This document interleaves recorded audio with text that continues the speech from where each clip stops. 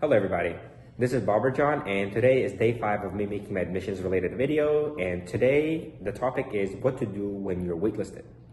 Before I go on and explain, I would like to explain what a waitlist is and what are your chances of getting out of a waitlist. First of all, if a university thinks that you are a really strong applicant and a good applicant, however, they have already filled out their seat limits, they will usually put you on the waitlist. Now, what are your chances of getting out of the waitlist? Now, first of all, you need to understand the process.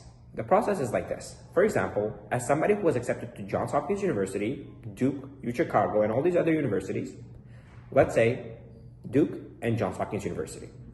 I chose Johns Hopkins University and did not go to Duke. Now, a person who applied to Duke and was placed on the waitlist will now gain acceptance through the waitlist and take my seat basically.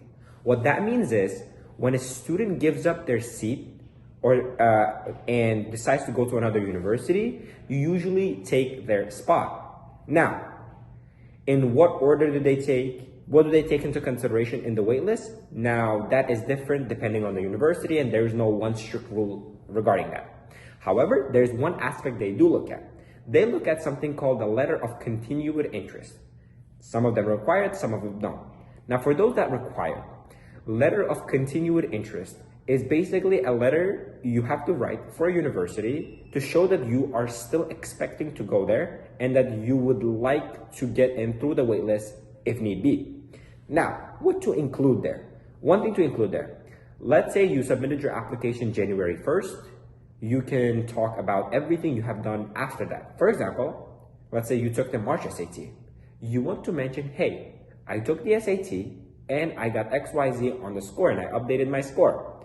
I also took XYZ exam on XYZ dates. Maybe you took IELTS, whatever. Another thing to mention, maybe you got some honors, some recognitions. Maybe you got the student athlete award from your high school. Maybe you joined a new extracurricular activity. Or maybe you already had an extracurricular activity and now you gained a leadership role in that. Basically, what you're doing is you're structuring it in a way that is coherent. Make sure you separate it by updated test scores, if you have one, updated extracurricular activities, and if you need be, you can update in a family role. For example, a lot of time, showing that you have taken up a new role in your family also shows responsibility and commitment. For example, back when I was applying, I mentioned that I was now picking up both my brother and sister from school every single day as my mom had taken up 2 jobs now.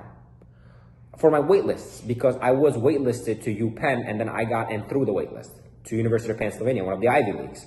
And I did mention that, hey, this is what happened. Now, what if a university doesn't require a letter of continued interest and you want to write one and you're waitlisted? What you do is you still write one up and you email one to them, to their admissions office. Sometimes they take it, sometimes they don't, but it doesn't hurt to try. It shows commitment and it shows that you really, really want to go to that university. If you guys have any other questions, you are free to leave it in the comment section.